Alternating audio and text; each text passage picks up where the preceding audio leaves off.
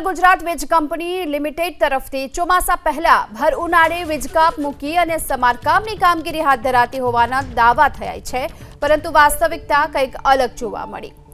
હજુ હિંમતનગરના લક્ષ્મીપુરામાં વીજ કરંટે નિર્દોષોનો જીવ લીધાની ઘટના તાજી જ છે। એવામાં યુજીવીસીએલના નિંભર પ્રશાસનની આંખ હજુ નથી ખુલી।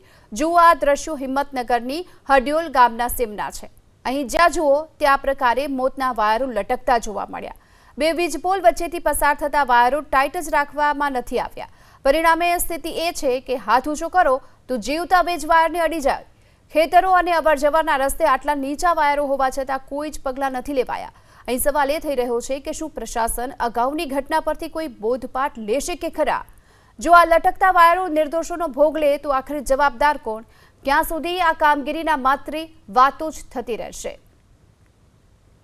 યુજીવીસીએલ તંત્રની બેદરકારીના કારણે આજે હિંમતનગર તાલુકાના લક્ષ્મીપુરા ગામના પરિવારના ભાઈ બહેનનું મોત થવા પામ્યું હતું। જે પ્રકારે તમે જોઈ શકો છો, આ યુજીવીસીએલ કચેરીના જે વીજ પોલ છે, બે વીજ પોલ વચ્ચે જે વીજ વાયર હોય છે તે વીજ વાયર લટકતા જોવા મળી રહ્યા છે। સમારકામના નામે અનેકવાર વીજ કાપ મૂકવામાં આવતો હોય છે, પરંતુ યોગ્ય સમારકામ ન થવાના કારણે અનેક ઘટનાઓ ઘટતી હોય છે।